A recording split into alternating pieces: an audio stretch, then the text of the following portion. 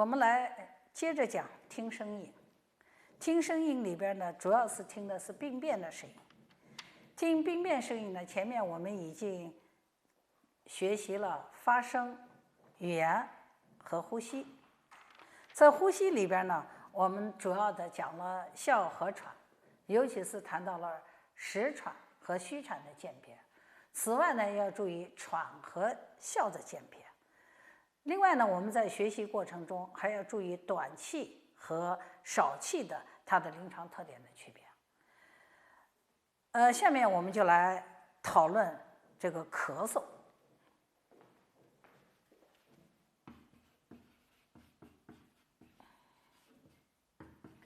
像咳嗽啊，它的病因病机啊，主要的掌握一点是属于肺湿宣降，就影响到这个肺湿宣降、肺气上逆。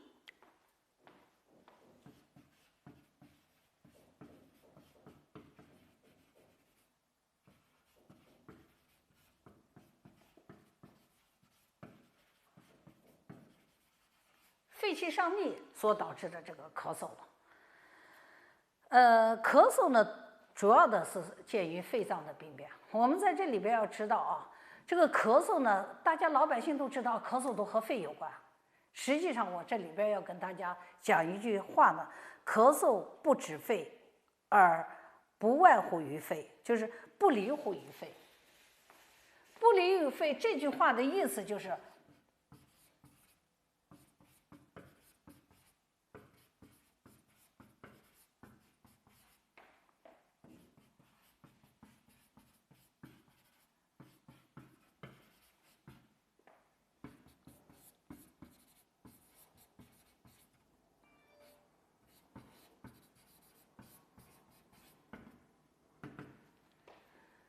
咳嗽啊和肺的关系比较密切的，但是呢，五脏六腑皆令人咳，非独肺也，就是五脏六腑啊都会导致人咳嗽的，不光是啥呢？是肺，不光是肺，有人说咳嗽呢就是肺了，我们要注意一下，像临床我们可以碰到像肝火犯肺，肝火犯肺导致咳嗽，还可以出现啥呢？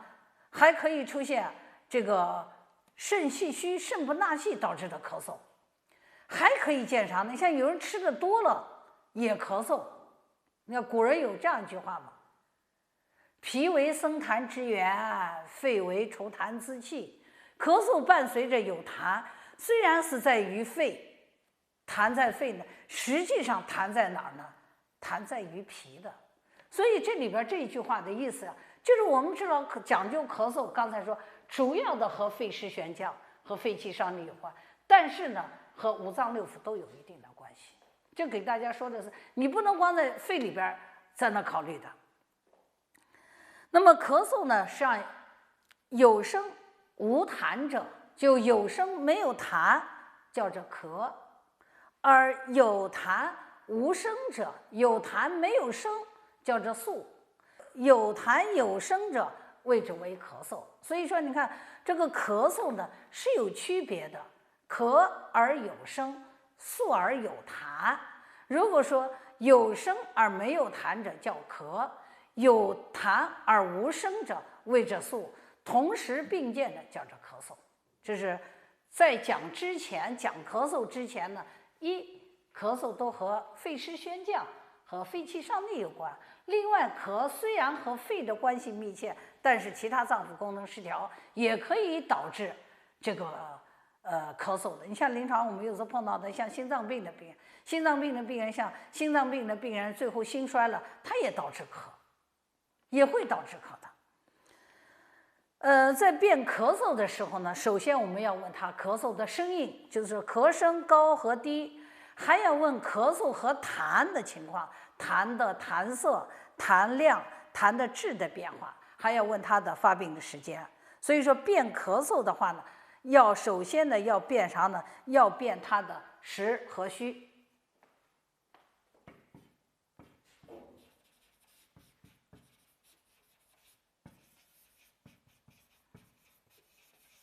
就是这个咳嗽啊，也是一样的，跟我们前面讲过的喘症一样，传有虚实之分，咳同样的也是有虚实之分。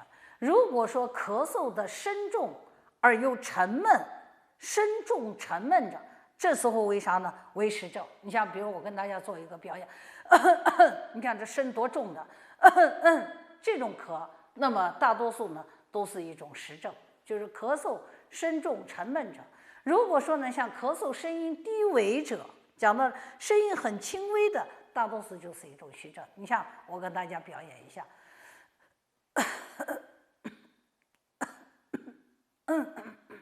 像这种的咳，一般来说都是虚症。所以我们首先呢要辨认一个啥呢？辨和为实，就是声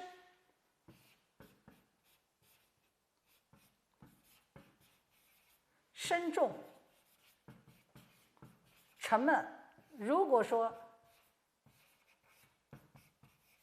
声低无力者，虚症你就要考虑要干啥呢？要补呀，你就要补呀。所以说，有临床上我们老犯了一个啥情况呢？实实虚虚，是有的人呢实症呢，哎呀，他本来是一个实症，犯了实实之戒。啥叫实实之戒？实实是实症更实。哎呀，他本来是咳嗽，那因为这人咳嗽了，那我给他补一下。所以临床上现在说，管他啥咳嗽呢，咱就来一点啥呢？西洋参在那补去了，好了，越补咳嗽越厉害。还有出现啥呢？虚者更虚。哎呀，本来是个虚症了，他还给人家在那泻呢，这越泻咳嗽越厉害。所以说要把虚症和实症呢一定要区别开来。然后呢，我们在咳的时候呢，还要辨啥呢？辨寒热。就是在咳嗽里边呢有寒症。你像寒症呢，它这个咳嗽啊，咳嗽痰多，它咳嗽的是有痰，痰呢又特别的容易，痰呢这时候呢又特别的是清晰，叫咳嗽痰多清晰，鼻子是涩的。刚才我们说讲到了这个鼻鼾，或者说讲到了这个鼻子的话，鼻子声重，鼻声重，那么是属于肺寒。也就是说，我要在这里边说，你想这个实症的话，我们叫泻；虚症的话叫补。如果说肺寒，我们就要选用啥呢？温的一些药。你像假如说肺寒，我们都会说，哎呀，多喝一点生姜汤，吃一点热的东西，吃一点热性的食物，就把他的肺寒的病症就治住了。你像有的人一吃凉东西就咳嗽，一碰见凉空气都咳嗽，这是遇寒的则盛，遇寒则盛，痰多而清晰者。还可以出现的就是咳嗽的声高响亮，痰，注意一下痰，注意我们刚才说的痰是啥呢？痰是黄痰，或者说呢痰黄的要卡都卡不出来，粘稠冻死，稠痰。那么这时候呢，属于一种肺热的。肺热的话，我们就要干啥呢？叫清肺。你像比如说很简单说，有人说这个咳嗽痰黄的话，那你就可以吃点啥呢？有的时候说呢，像吃点清热泻火药。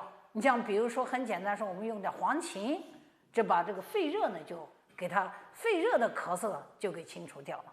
这是讲到了咳嗽里边啊，有实症，有虚症，有寒症，有热症，还可以见到啥呢？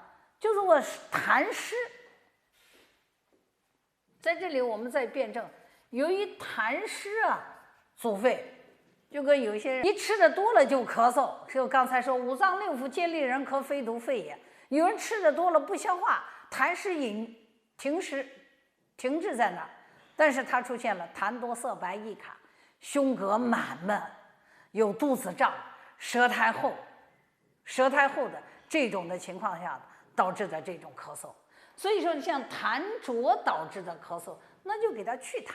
比如我跟大家举一个很典型的一个例子，像有一些我在临床碰到有些人咳嗽了，哎，我说你去买一点那个绿皮儿的白萝卜，尤其是这个绿皮儿白萝卜在冬天这个季节呢，比较多，在夏天好像这个绿皮萝卜就比较少，哎，煮一点萝卜喝水去。因为白萝卜我们中药学里边呢把它叫做莱菔子，它可以起到消痰消食的作用，消痰消食，所以来治疗湿痰，就是由于痰湿导致的这个咳嗽了。另外呢，我们在临床上除了有痰浊呀，还可以导致燥。你像一些肺燥邪，燥邪呀，像秋天我们导致的这个咳嗽还是比较多的。那我们说要给它要干啥呢？要给它燥咳的一个特点啊，燥咳的特点我没有给大家说清楚。燥咳的话就是咳嗽痰少，艰涩难卡，而且呢出现了鼻咽干燥，鼻子也干呀，咽喉也干呀，等等这些燥邪。燥邪我们就要干啥呢？燥就要给它要润，叫润了，这个给它叫消痰，要润。比如我们说秋季呢，有一个特别好的水果梨，梨呢就是治疗肺燥症的，就是治疗这个肺燥导致的这个咳嗽。像我们说大家都知道，哎呀，冰糖啊，用的梨啊和冰糖在一块炖服来治疗燥邪导致的吸肺以后导致的咳嗽。还可以见到有啥情况呢？还可以见到有阴虚。临床上我们可以碰到阴虚，也可以导致燥咳。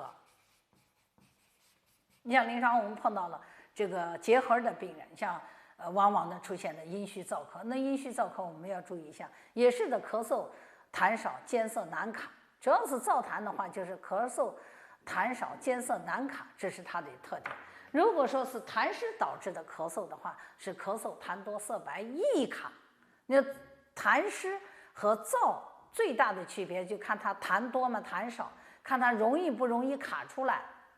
热和寒的区别，热呢是痰是稠的黄的，这是痰是白的是稀的，特别容易卡出来，这就是稀的。这是我们谈到了这个咳。但是在讲咳嗽的时候，我们在临床上还可以碰到了这个咳嗽里边呢，有一个叫做百日咳。百日咳呢又叫做顿咳和我们在这个学习过程中另外再要注意一下百日咳或者说叫做顿咳以及呢白喉的这个区别。这个顿咳呀，就是咳声阵发性的，就是一阵发作，一阵发这种咳，连续不断。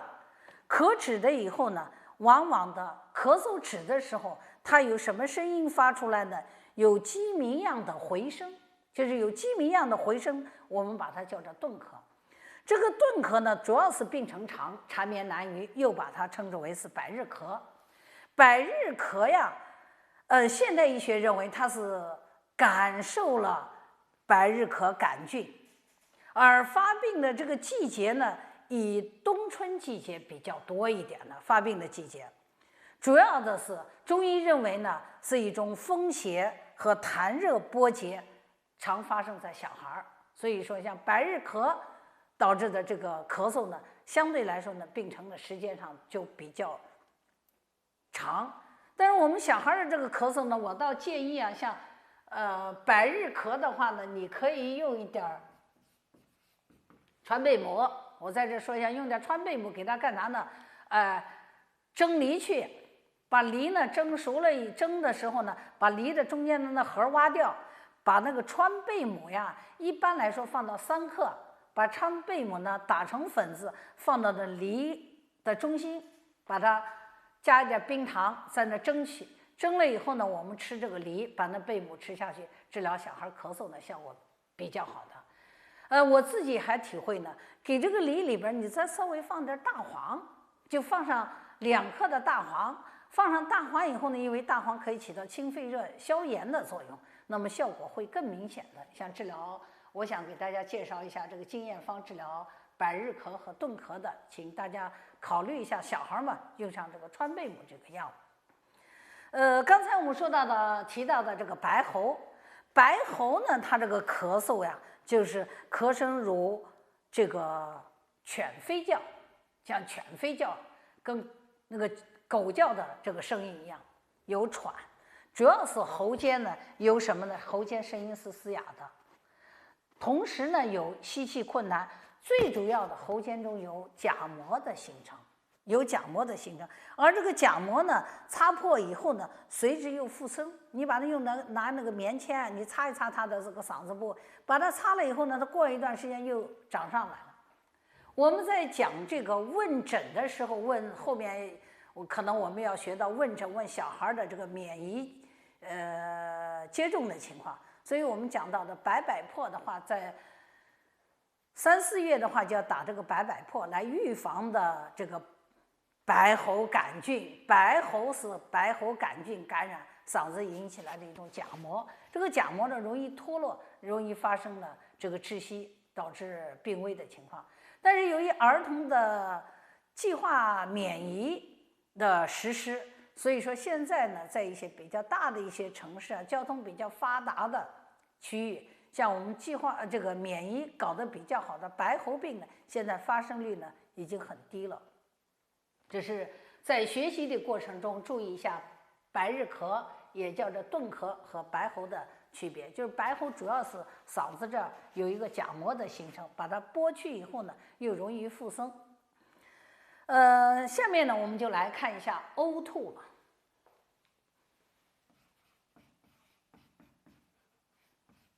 刚才我们说啊，这个咳嗽呢是肺湿宣降，而肺气上逆。呕吐是啥呢？呕吐啊，实际上是一种胃气上逆，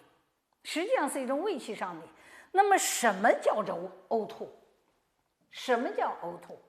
呕吐啊，就是指的胃里边的胃内容物，或者说食物，这些内容物啊，从口中吐出来。注意一下，从口中吐出来，主要的是胃里边的胃内容物啊，要注意区分开来。胃里边的胃内容物从口中吐出，我们把它叫做呕吐。如果说呢，有声无物者，为干呕；有物无声者为吐；有声有物者为呕吐。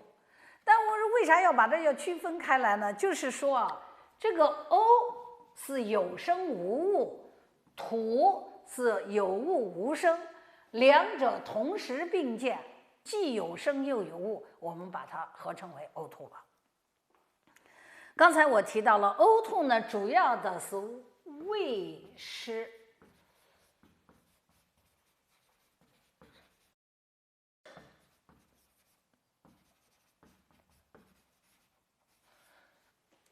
胃气，胃是合降，胃的生理功能啊，胃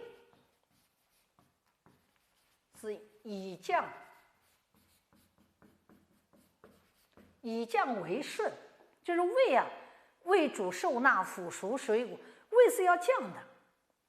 那如果说胃气不降，那会出现了胃气就出现上逆。上逆的话可以表现为呕吐，当然我们下面还有什么呢？像额逆呀、嗳气呀，这些呢都是属于胃气上逆的表现。那么呕吐的话呢，它有虚和实。一般我们说暴病大多数是实症，就是突然的出现了这个呕吐的话，属于实症。如果说久病，吃啥的慢慢的往上，病势比较缓慢往上吐的话，它属于啥呢？属于虚症。所以我们在临床上呢，还是要注意来进行一些区分的。那么如何来区分的话呢？临床上，比方说呕吐，我们在辨证里边呢，可以出现有虚寒性的这个呕吐的，它的这个临床的表现啊，虚寒性的，它的临床的表现呢，主要是它的吐势啊比较慢，就慢慢啊这种的吐。声音呢比较低，你看这个声音是低弱的，而且呢吐出来的东西呢都是啥呢？都是清晰的，这是属于虚和寒。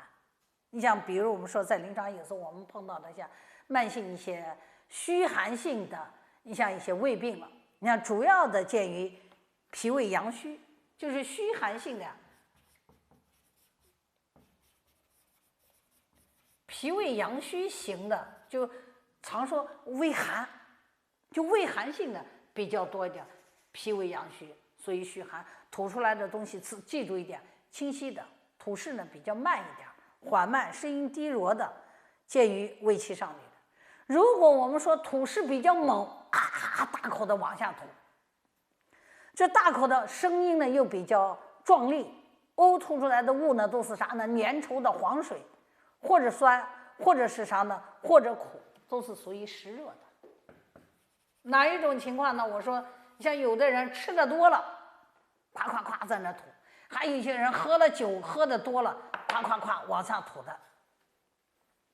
这一般来说的话，都是属于胃热，这都属于胃热。那么我们说，刚才说这寒，我们就要给它要温胃的。如果说是属于湿热的，它是属于这种属于邪热，是邪热犯的是谁呢？邪热犯胃，我们应该给予清胃的。就是湿热的话，要清胃的。你像有的人说喝了酒就吐，喝了酒吐的话呢，你这是要清胃的，比如说选用黄连等等。那么温胃的话，比如说喝点干姜水呀、生姜水呀等等，这些是一种这个温胃的，相对来说它温胃作用比较强的。这是吐势较猛的出现了胃气上逆了。你像我们说，除了选黄连呀，中药中的还有谁呢？像竹茹呀、黄连呀、等等的这些是很好的清胃，也叫着清胃之呕，这是叫着生姜呀、半夏呀，叫温胃之呕。另外呢，我们还可以出现像呕吐呈喷射状的呀，吐出来物喷呢，就跟我们说好像有那个鸡筒这样往外射呢，呈喷射状的。这种情况呢，见于热扰神明，就是可以见到有病人呀，这个呕吐呢呈喷射状的。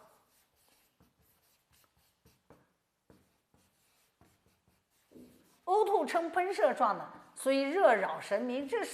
这块说的热扰神明，具体的它的临床意义是啥呢？比如说像颅内高的血压，比如说脑出血的病人，颅内压增高的病人，出现了呈喷射状的这个涌吐了，也可以见到颅脑外伤。你像因为颅脑外伤，这一摔下去，后脑勺着地了。后脑勺着地，这些病人你先别睡觉，赶快做个脑 CT， 看他有没有颅内压增高。那么在很短的时间内，可能出血量少，颅内压可能还不可能上去。你再观察一段时间，看他颅内压会不会再升高的，要有颅外伤，还可以见到脑髓有病。脑髓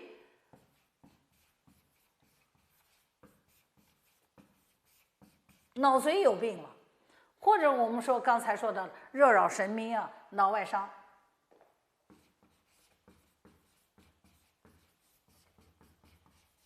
这出现呕吐呈喷射状的。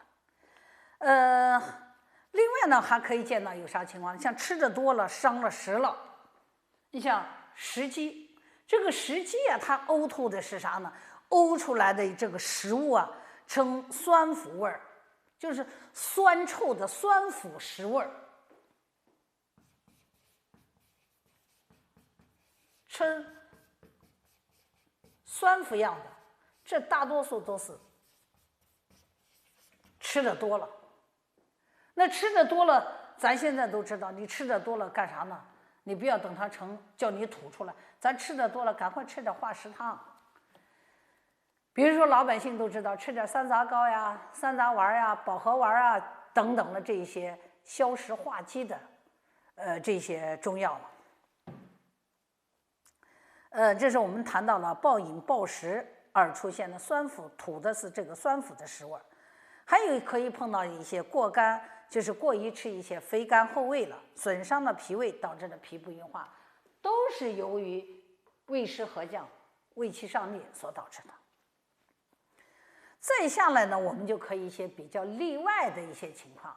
那例外的哪一些情况呢？让我们几个人，大家在一块聚餐，或者说在一个食堂里边在那吃完了以后呢，那么同时进餐的人呀，都发生了呕吐，甚至有腹疼，那考虑到有食物中毒的，考虑是食物中毒。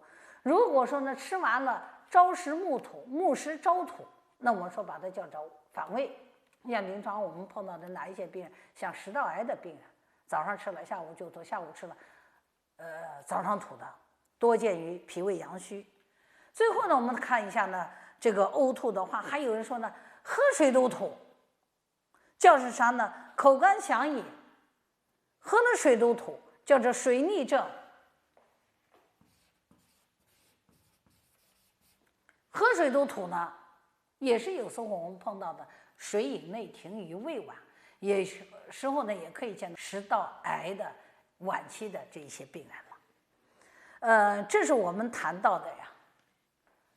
呕吐，大家记住一点，呕吐是胃气上逆。根据它的伴随的症状，有虚寒症，有实热症。首先来说，虚寒症呢，一般来说是脾胃阳虚。首先呢，要温胃止呕。比如说我提到了生姜、半夏，如果说属于热的邪热犯胃导致的呕吐，呕出来的物是啥呢？是腥臭的。那么要清胃止呕，最常用的药物像黄连，你别看黄连这个药清胃止呕的作用是比较好的。如果呕吐呢呈喷射状的，我们考虑到脑子的疾病了，由于热扰神明啊，脑髓有病啊，或者说脑部外伤。如果说呢你吐出来的是酸腐的，那可能是暴饮暴食，伤了食了，或者说你吃的是肥甘食物，那么损伤了脾胃了。所以我们说在饮食上一定要注意饮食有节，饮食一定要有节制的，不要暴饮暴食。当然我们说呢，有时候老年人，我在临床碰到一些老年人，就给他们说，你晚上7点钟以后呢，尽量的啥呢？尽量的就不要吃。我在临床也给病人这么说，7点钟以后呢，尽量的少吃，尤其是像有一些人，年轻人啊，工作加班加点以后，老有一个啥呢，叫做夜餐。这吃了多以后呢，你想你吃完饭了，你就要去睡觉，睡觉以后呢，你人都歇下来了，叫胃还要在那加班加点的，所以往往呢出现了食积。所以说我们要伤食，晚上吃夜餐也要少吃一点。这是我们谈到了呕吐，和大家讨论完了。下面我们来跟大家讲一下额逆。额逆呢也是一种胃湿合降、胃气上逆。它的临床表现呀，是咽喉发出来一种不自主的，就是没有办法控制的一种冲击声。冲击声呢，作响，声音短，而且是啥呢？平，这种俗称为一种打嗝。你看有的人打嗝，我刚才在那表演是一种气逆。像往往呢，我们有时候说，哎呀，在他后面趁他不注意，猛击一掌，叫他受到惊吓，叫他气往下走。这是我们讲到了这个打嗝。打嗝呢是不能自制的一个症状。古代人把它又叫了啥呢？古代人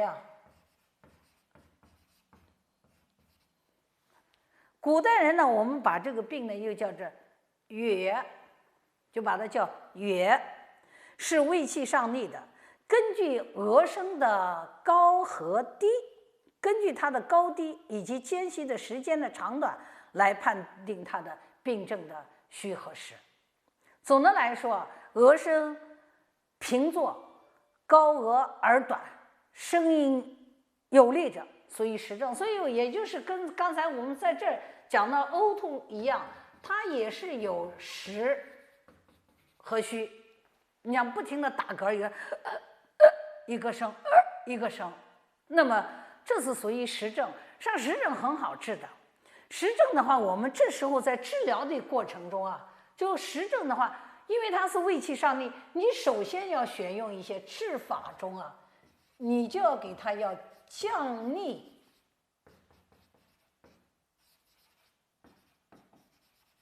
止腭逆。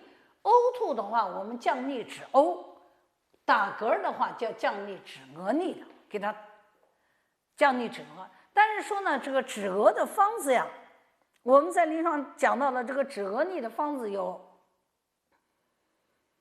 虚症的话有悬浮带折汤，实症的话有橘皮足乳汤，了。所以说心病额逆其声有力，心病额逆打嗝，声音有力，属于寒，属于热。如果说久病额逆不止，声音低微，往往的是属于啥呢？属于胃气衰败。那上有一些食道癌的病人、胃癌的病人，到了晚期啊，这个打嗝啊，大多数属于虚症，属于寒症的偏多。所以实症呢，相对来说，实症的好治，我们可以选用降逆的。比方说，很简单，咱们有一个要降逆止额的药，叫啥药呢？这北方人呀喜欢用4T，叫4字瓣这个药。南方人呢比较喜欢用谁呢？像刀豆这个药都是一些很好的降逆止额逆的药。当然有一个著名的方子叫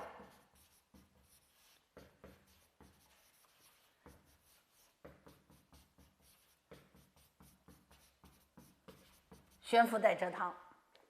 悬浮带折汤呢，它是治疗虚寒性的这个胃气上逆导致的额逆，效果呢比较好一点的。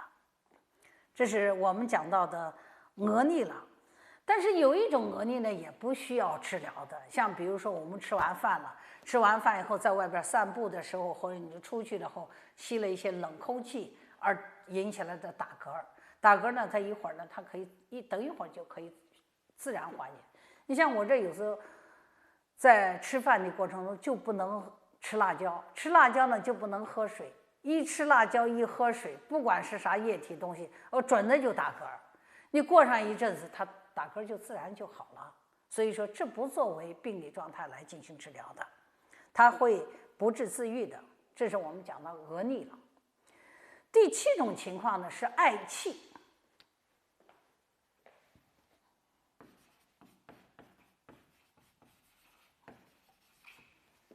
嗳气呢，我们也是在这里了解，嗳气呢是胃中的一种气体出于咽喉，是胃里边的一种气体啊，出于咽喉发出来一种声音比较长的，而且是缓的，声长而缓的一个症状。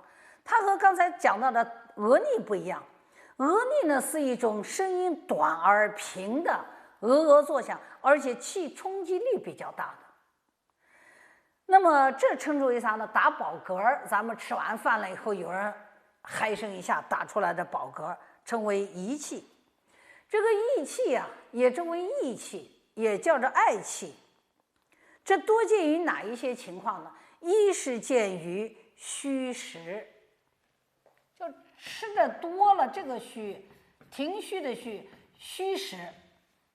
你吃的太多了以后，那撑的，那么泛上来的食物，但是嗳气往往的是啥呢？酸腐的。如果生食的话，它是一种酸腐的，是一种酸腐的一个气味，伴随着肚子胀，它脘腹胀满，甚至呢出现一些大便不正常，而且呢大便可以出现顽固不化，这是吃的多了。那咱消食嘛，所以有的人说吃的多了，赶快用点啥呢？保和丸、山楂丸、山楂膏等等这些来消食。第二种情况呢，是属于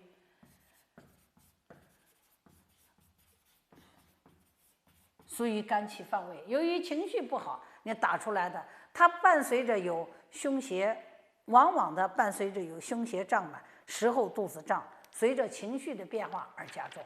这时候我们要给它要疏肝解郁。这是谈到了这个嗳气里边有虚实的。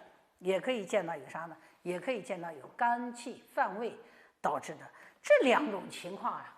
这两种情况一般的来说是属于啥呢？属于实症。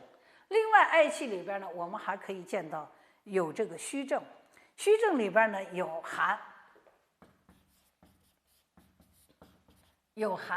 你像比如说胃寒的病人，你像我想在这儿说，你看胃气上逆啊。寒症可以出现呕吐，也可以出现恶逆，也可以出现是啥呢？嗳气。我们都是给予治法上都是要给他要温中，都是温中的。那么胃寒的呢，它往往伴随着有脘腹冷痛，那么得温则减，所以寒邪犯胃。你像吃了凉东西以后，也有人出现一些食物呢不停的上饭。益气啊有寒症，寒症呢这是治法上属于是要温中。另外呢，我们说这个寒呀，绝大多数是一种虚寒，都是一种虚寒，所以说要温中。这个虚寒里边还可以见到有胃阳虚的。那么胃阳虚的话，同样的我们是要给予温中的治疗。这是说到了这个寒里边啊，有寒邪犯胃，也有见到胃阳亏虚。那么在虚症里边呢，我们又可以见到有脾胃的病变。在脾胃的这个病症里边呢，可以见到有脾胃虚弱的，大多数是见于老年人或者说身体虚的，应该选用一些。这时候你应该要补脾为主了，注意一些老年人的脾胃的一些虚弱了。他的这个临床的表现是爱身低沉、断续、无酸腐的气味，不是老年人不会吃的多吗？见有食少纳呆，这种情况下是属于脾胃虚的。这是我们说到了胃气上逆啊3个病变，也就是说3个临床症状。哪3个症状呢？呕吐、恶逆、嗳气。但是呢，临床上以呕吐它的发生病率呢比较高一点。另外呢，有恶逆和嗳气，这是胃气上逆了。那么在听声音里边呢，还有第8个呢，我们来看一下太息。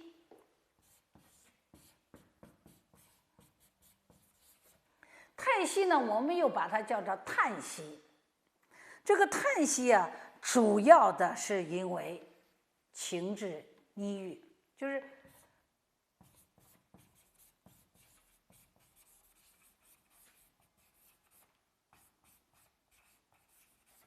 有人和情绪有着密切的关系。像有人情绪不好，往往的叹息一下，为啥这个一叹息了以后发出这个叹息啊，他觉得气机就调畅了，气机就调畅，往往有情志不遂、肝气郁结。所以说治疗的时候要疏肝解郁的。如果我们说叹息的话，有人老做哎嘘这一声，哎嘘这一声，他嗳气以后，他气机就调畅了，症状得到了缓解。我们要给他要疏肝解郁，这是太息这个病比较简单了。下面再来看一下呢，喷嚏。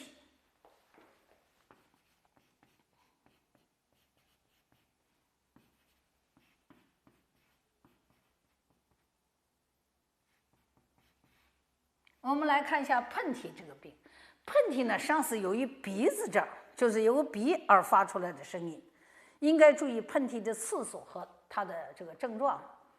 它的症状啊，这个喷嚏啊，一般的来说的话，都是我们说讲到的是感冒了，打喷嚏了。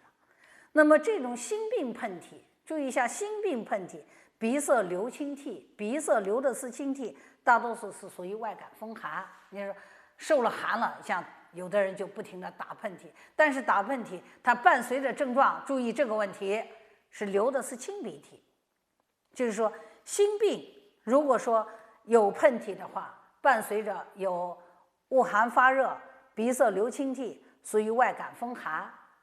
这时候要干啥呢？这个如果说心病而引起来的，我们要给他要通鼻窍呢。实际上要给他要通鼻窍，比如我们说我们在临床上常用的，像那个辛夷，像那个苍耳子，像白芷，这些都是通鼻窍的一些常用的药物。还有一种情况呢，有人常说呀，那气候不敢变化，我一进空调房子就鼻子痒了以后就流鼻涕，老是在那儿流鼻涕呢，长期的都是这样子。这叫做啥呢？西医把它叫做过敏性鼻炎，而中医认为呢，像心病的话是属于风寒。如果说久病流涕的话，一般我认为啊都是和过敏有关，中医认为呢和气虚有关，和气虚。所以我们在治疗过敏性鼻炎的时候，中医呢有一个著名的方子叫玉屏风散来治疗这个过敏性的鼻炎。就是我们在临床上由于季节的变化反复出现的这个喷嚏、鼻痒、流清涕，这种病人属于气虚，也是属于阳虚的体质。我们讲体质的话，有阳虚体质，有阴虚体质了。这是阳虚的体质，容易受风邪的干扰。所以我们说，对于久病而引起他的流鼻涕要补气的，如果对于心病，那就给他去风寒就行了。如果说既有心病又有感冒呢，把两者合起来使用就行了。这是我们说到的喷嚏。下面呢，我们再讲到的听声音里边的最后的一个听声音的，听啥呢？听长鸣。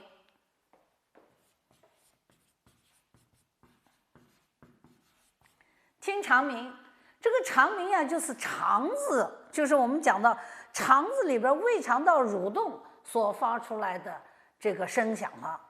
在正常的情况下，我们首先要了解，正常的情况下，长鸣的声音是比较低弱的，而且是和缓的。一般的情况下呢，是直接听不到的。只有当啥呢？只有当腹中的气机不利，导致了胃肠道水气相搏而发出的声音，这时候我们可以听到的。所以我在这里讲一下正常的这个长鸣音啊，大家在这要不然记一下，每1分钟有4到5次。你要听拿个听诊器，你在那听，1分钟有4到5次。那么吃饭了以后，由于肠蠕动增加了，所以说吃饭以后呢，长鸣音是增强的。如果是当你在睡眠状态下、休息状态下，比如说我们在这静坐听课呢，那你的这个长鸣音呢，有可能是减少的。那么长鸣音的活跃，长鸣音活跃呢，一般来说呢，它1分钟超过10次了，我们把它叫长鸣音活跃。你看有的人拉肚子叽里咕噜的响，那么是叫长鸣音亢进。也可以见到长鸣音减弱，1分钟啊，这个1分钟呢，他听不到长鸣音，或者说呢，长鸣音消失，那么3到5分钟才能听到一个长鸣音的这个创击声。所以说，我们刚才首先要介绍的1分钟有4到5次，这是说的是正常的情况下。所以说呢，长鸣音啊，它的发生的频率以及它的强度、音调，然后我们再结合它吃饭了没有呀？刚才说吃了饭了以后，长鸣音就增强了呀。那么和进食呀、嗳气、呕吐、排便等等都要结合起来。你像有的人不排便，大便秘结，那他的长鸣音呢就减弱了。所以对于长鸣音的这个异常的情况，有长鸣音增多，还有长鸣音减少。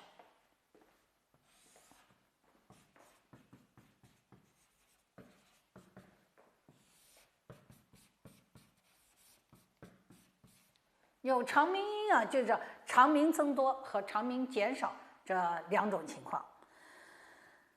长鸣音减少讲到的长鸣音增多，长鸣音增多呢，就是指的腹部的长鸣声，如这个囊果浆噜噜有声，行走在或者说推伏在腕部，其声的下移，称之为正水声。有人说有这个水声。或者说饮水过后出现，大多数属于正常。你像有人一喝水，喝了水以后，我们听见这种声音，都是属于正常的。如果说不饮水而听到了这种声音，那就叫做水饮留积在肠胃，为中焦气机的阻塞。这是讲到了长鸣音的亢进，长鸣音亢进，频繁耳急，脘腹胀满，大便泄泻。多见于啥呢？多见于外感风寒湿邪。就是你像我们说常说的胃肠道感冒，胃肠道感冒的病人的长鸣音是亢进的，长鸣音是亢进的，也可以说他的长鸣音呢是增强的，胃肠道的机能呢是紊乱的。所以我想在这里边跟大家推荐一下呢，治疗肠鸣亢进呢，伴随着有这些症状呢，临床上有一个很好的一个方子，是啥方子呢？藿香正气水。你像我们说到了夏季，胃肠道感冒的话，我给大家推荐一下这个方子是很好的，既可以治疗感冒，又可以减少肠鸣的这个增多。如果说它伴随着有腹疼，就是肠鸣亢进了，肚子又疼，便极难忍，又出现了有水样便或者说呕吐的话，是吃了不干净的食物了。这同样的也可以选用谁呢？藿香正气水。所以说藿香正气水啊，这个方子是很好的。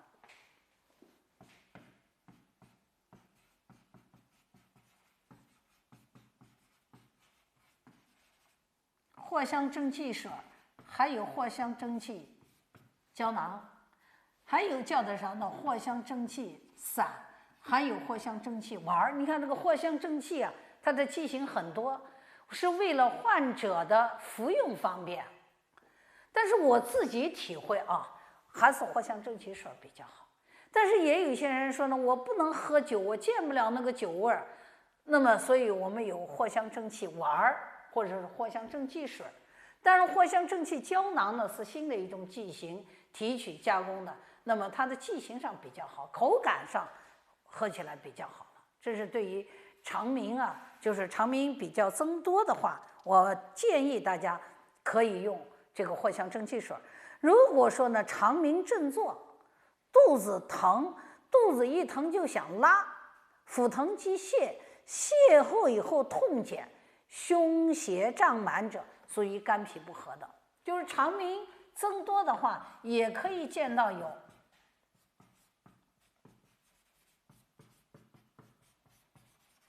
有肝脾不和的。临床上有一个著名的方子叫痛泻药方，肚子一疼就要泻，泻后以后呢，肚子呢它的这个症状呢得到了缓解，叫痛泻。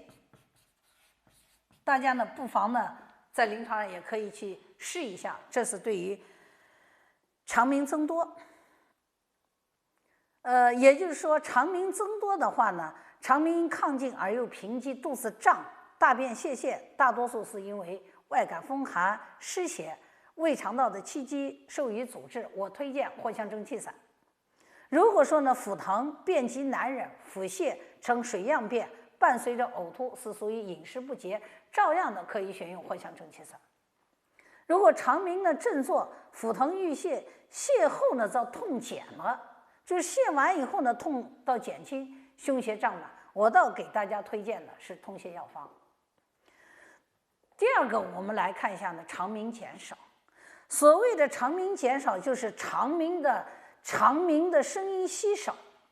肠鸣音稀少呀，主要的是肠道的传导的功能障碍了，就是肠子在那蠕动的减少了。肠子的蠕动减少可以见于啥呢？可以见到有湿热壅结在肠道，我们也叫做热结肠鸣症，也可以见于肝脾不调而导致的肠道的腑气欠通。第三种情况呢，可以见于气虚，像临床上像我们这碰到的，像老年人习惯性便秘，老年人习惯性便秘的这种病人，绝大多数都是属于脾肺气虚的，而引起来的肠道虚弱、传导无力。那你对这种肠鸣减少、脾肺气虚的人，你实际上是要补气的。它跟前面两种不一样，前面两种是湿热壅结在肠道，湿热壅结在那儿呢，肠道不通，你这时候要干啥呢？要通大便呢，选谁呢？选大黄去。那你老年人你还敢再用大黄？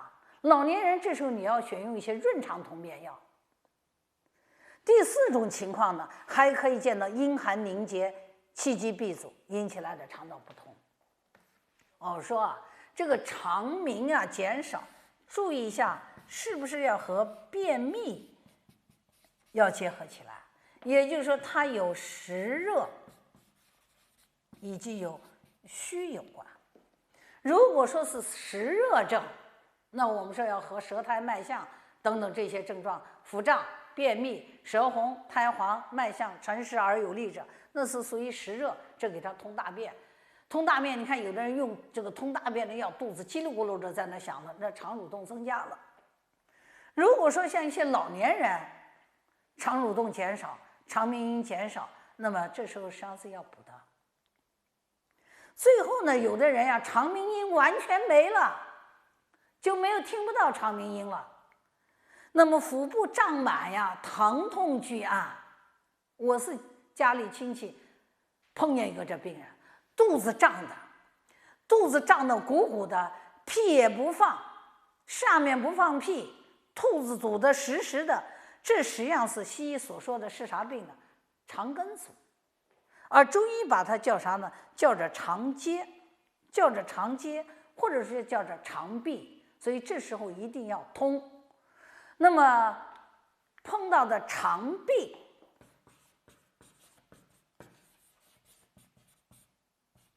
肠闭症，或者我们把它叫着啥呢？肠结。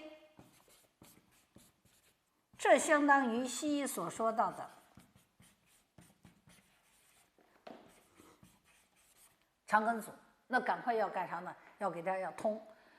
六腑啊，以通为用，以降为顺。因为肠子这儿呢，它要通利的，我们说大肠呢，它有储藏、有排便的这个功能的。如果它气机不畅、气机堵塞，一定要通利的。要根据它的肠鸣音的情况，就是肠鸣的情况来决定你选药。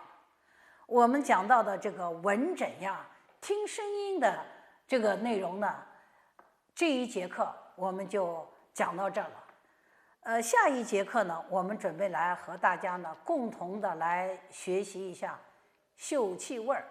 不过这一节课的内容呢，我倒觉得很重要，因为在这一节课里边，我们谈了什么呢？和大家共同学习了咳嗽，因为咳嗽是临床上常见到的一个症状。二一个呢，我们又学了什么呢？呕吐呢是我们讲到的消化道里边常见到的一个症状。第三个呢是讲到的肠鸣呢也是我们在临床上呢常见的比较多的一个症状。这是谈到了这三个症状，希望大家下来好好的要复习一下。但是在这里边呢又讨论一个啥呢？肺气上逆，肺湿宣降可以导致啥病呢？可以导致咳嗽呀，比如说可以导致咳嗽呀，这个喘呢、短气呀、少气呀等等。如果说胃气上逆，可以导致呕吐、恶逆、嗳气；肝气不苏可以导致叹息，这个叹息的，就是它和哪一些脏腑的气机不畅有哪一些关系？希望大家呢，我们下来在学习的过程中，自己呢要学会整理一下我讲课的内容，或者说叫整理一下笔记。这样子我们在学习的过程中纵横交错，你的知识呢就比较牢固，而且呢还能够把这些学到的知识呢能够联系起来。好了，这一节课我们就讲到这儿。岐黄学社中医文化传承先行者。